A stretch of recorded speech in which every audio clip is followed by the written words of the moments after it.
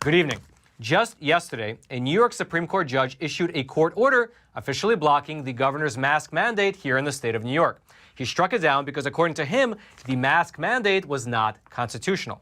Meanwhile, according to government documents that we here at the Epoch Times were able to get our hands on, it turns out that 4 prominent scientists, specifically scientists who helped to shape the public narrative that COVID had natural origins, well, they received substantial increases in their grant money from the National Institute of Allergy and Infectious Diseases, which is, of course, the agency run by Dr. Anthony Fauci.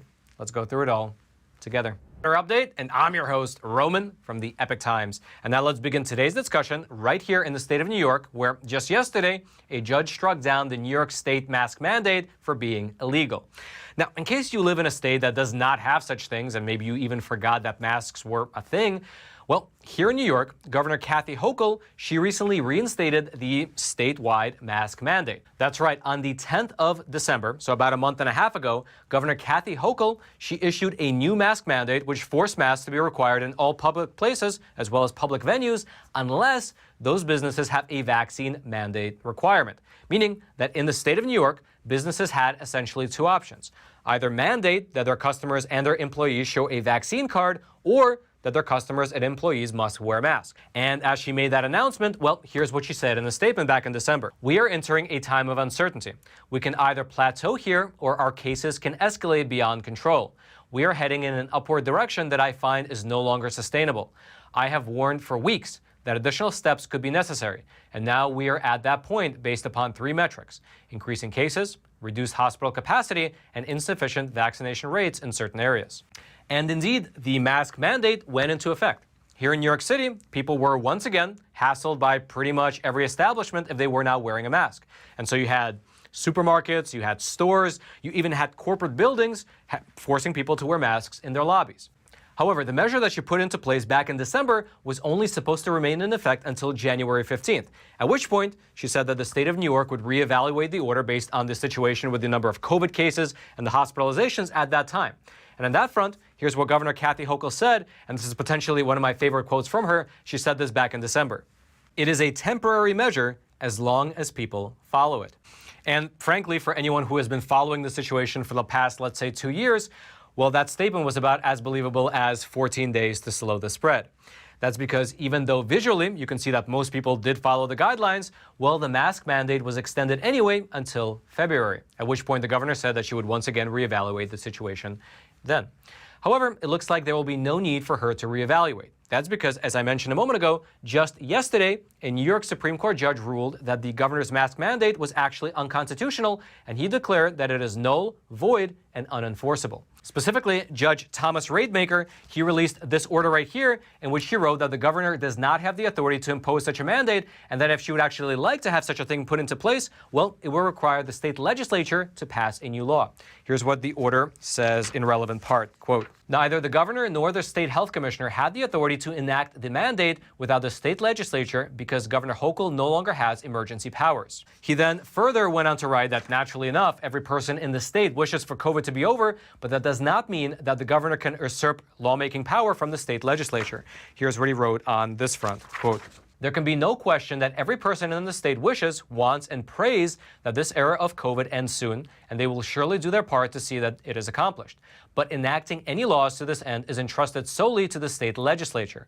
While the intentions of Commissioner Bassett and Governor Hochul appear to be well aimed squarely at doing what they believe is right to protect the citizens of New York State, they must take their case to the state legislature." The judge then said that the mask mandate was null, void, and no longer enforceable, which is kind of amazing if you think about it, because according to this order, the state government cannot compel businesses to force their customers to wear masks. That's unconstitutional. But at the very same time, to this very day, the city of New York, it still has their vaccine mandate in place. And that mandate, it has the local city government forcing local businesses to force their customers to either get the shot or get out. I guess there is a different logic between New York State and New York City. Regardless, though, after this ruling was issued just yesterday, Governor Hochul released a statement saying that she was not all too pleased with it. Here's what she said. My responsibility as governor is to protect New Yorkers throughout this public health crisis, and these measures help prevent the spread of COVID-19 and save lives. Now, I just wanted to pause here for a quick moment. It is the case that after she issued the mask mandate, COVID cases went through the roof here in New York. So even though the mask mandate was put into place, there was a significant rise in Omicron cases. Now, did the masks help to prevent more cases? Would it have been even worse without the mask mandate? Well, I'm not sure, but I thought that is at least worth mentioning because it's not such a clear-cut relationship between having a mask mandate in place and saying that COVID cases have declined. Regardless, here's how Governor Hochul ended her statement, quote, "We strongly disagree with this ruling, and we are pursuing every option to reverse this immediately." Now, I know what most of you are probably wondering. Does this injunction apply to the second mask as well? And thus far, that's not clear. We have not gotten clarification from either the state or from the court. Now, I'm of course kidding, but there is something else worth discussing, which is that even though the injunction is now in place, meaning the law of the land, according to the latest update in the court battle, is that neither businesses or schools can deny access to students or customers who choose not to wear a mask, it seems that some people are choosing otherwise. For instance, House Rep Elise Stefanik, she's a Republican House representative from New York State, she is saying that she's getting calls from her constituents saying that students are not being let into schools unless they're wearing a mask. Here's in fact what she wrote on Twitter just earlier today, quote, "My office is answering calls from constituents, specifically parents who are informing us that their kids are being kept from entering schools unless they are wearing masks. This is illegal. There is no stay on this court ruling." And that is in fact the case because even though the state government has appealed the court's decision, that appeal will take some time. And until anything happens with that, the injunction, meaning the block, is the law of the land. And so this mask mandate cannot be enforced. And so if these schools are doing, in fact, what the parents say they're doing, well, they are indeed in the wrong. They're doing something illegal. Now, we have reached out to Governor Hochul's office as well as to the court for comment on the matter, but we have yet to hear back. As soon as we hear from either source, I'll let you know right away. Until then, Roman in the studio, back to you. And so, if you happen to live in New York, you should know that starting today, if a business forces you to wear a mask, well, that is that business doing it themselves. They're doing it out of their own volition because they are no longer being forced by the state government. If you'd like to read more about this mask mandate, including the judge's ruling, I'll throw a link to both an article as well as the PDF of that court order. It'll all be down there in the description box below this video. And all I ask in return is that you take a super quick moment to smash that like button for the YouTube algorithm. And now, let's move on over and discuss the massive funding boost that Dr. Fauci provided to several scientists who helped to shape the narrative around COVID. What happened there was, sorry, what's this? Well, that's a great question, Roman, and it is today's sponsor, which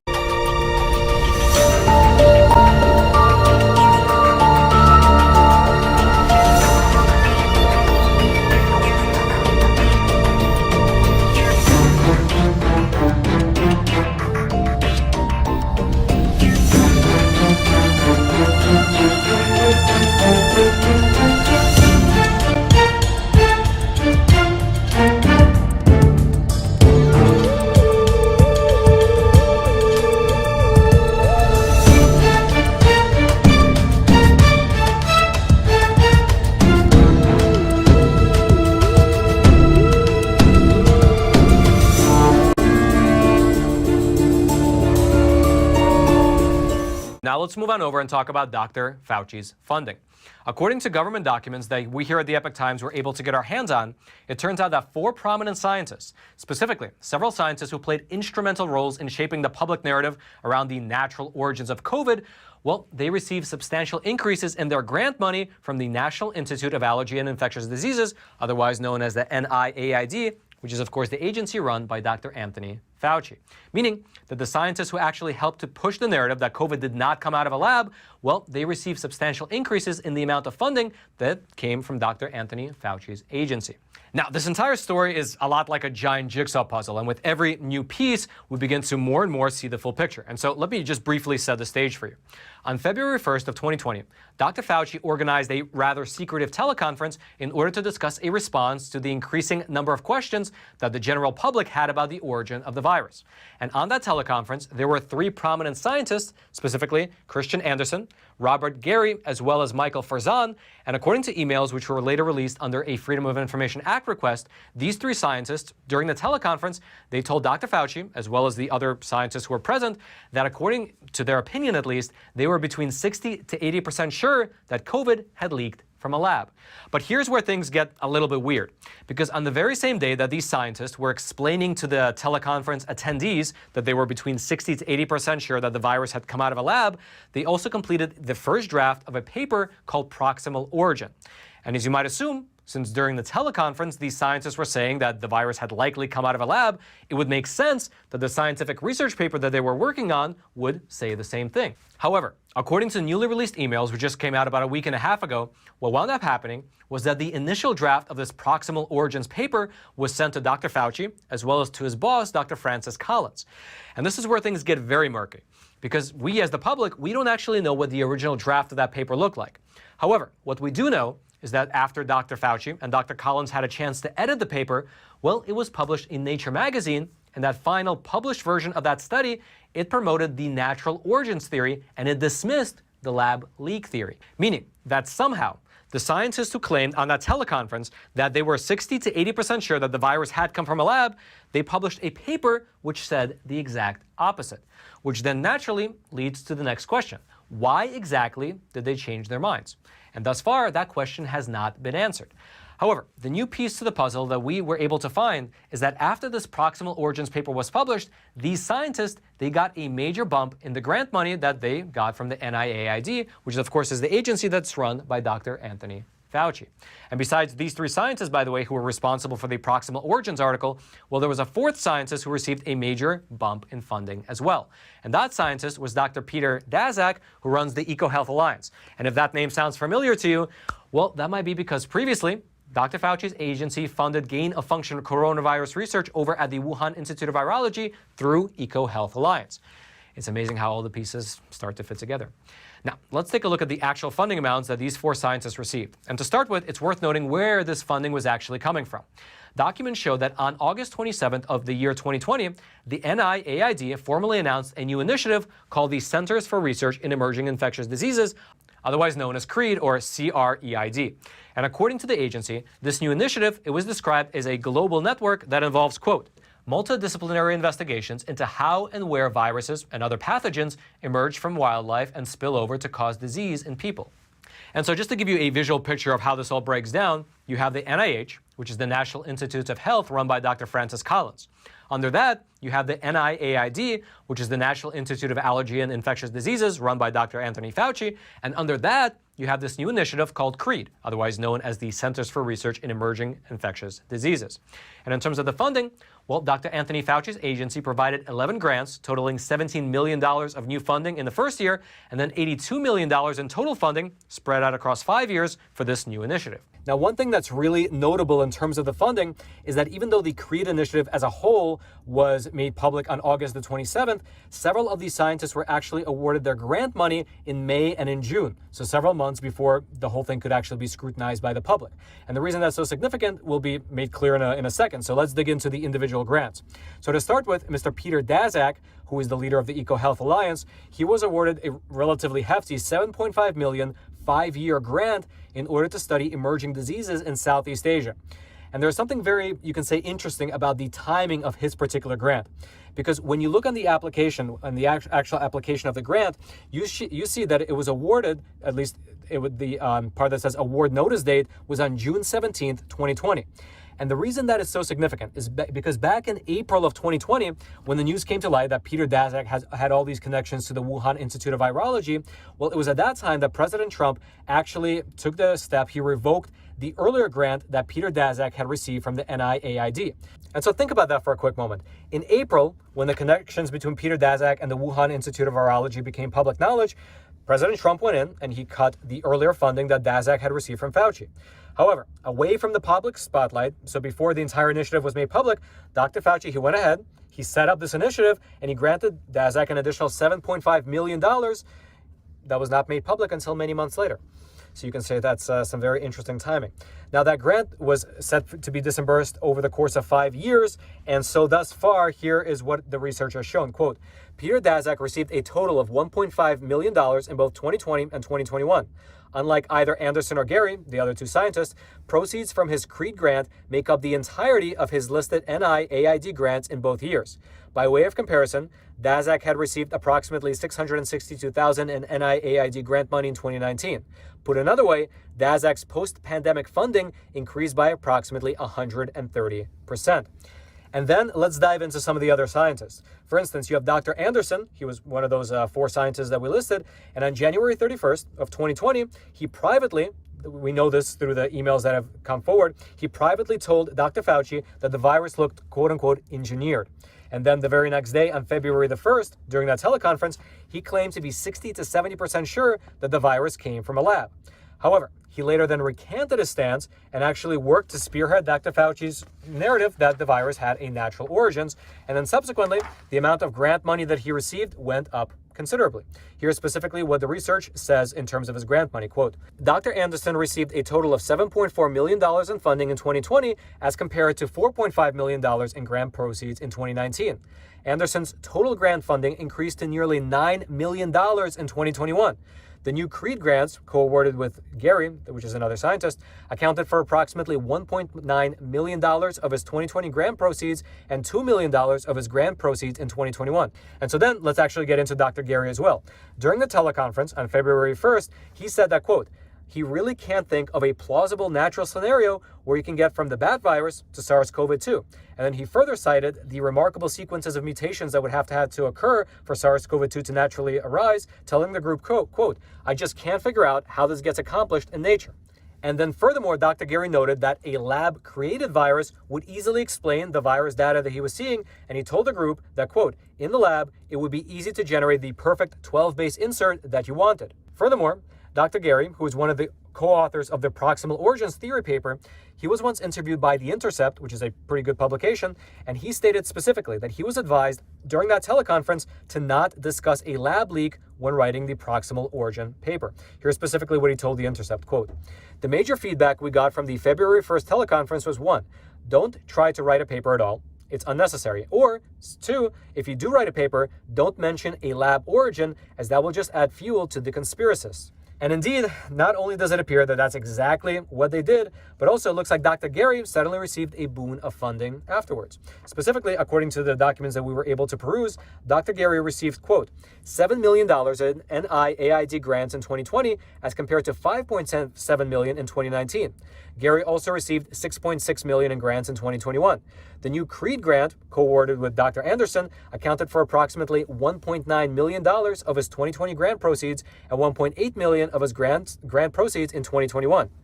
And then lastly, you have Mr. Michael Farzan, who likewise changed his views from believing that the virus came from a lab to then later saying that he agrees with the notion that it came from some kind of recombination between a bat and a pangolin. And he likewise was granted a significant amount of funding afterwards. Here is what the research showed that Mr. Farzan got. Quote, Michael Farzan received $9.9 million in grants from Fauci's NIAID in 2020, followed by another $7.9 million in 2021, and an additional $919,000 at the start of 2022. By comparison, Farzan had received $3.8 million in grant money from NIAID in 2019. Although Farzan received substantial increases in grant funding, none of that money appears to have come under grants provided by the CREED initiative. Now, I think it relatively goes without saying, at least at this point, that there is no real known connection between these scientists pushing the natural origins theory and then getting such a large increase in the amount of funding that they were granted from Dr. Fauci's agency or from that sub-initiative under his agency. However, these documents, they do raise, you can say, sort of the natural and obvious question, which is, out of the many thousands of scientists who would be very interested in this grant money, I mean, think about it, that's 11 grants totaling what? That's 11 grants totaling $83 million from this CREED initiative. How is it that 3 of the individuals who were chosen happen to be the same people who were promoting Dr. Fauci's natural origins theory, as well as, of course, Dr. Peter Daszak, who had all those connections to the Wuhan Institute of Virology?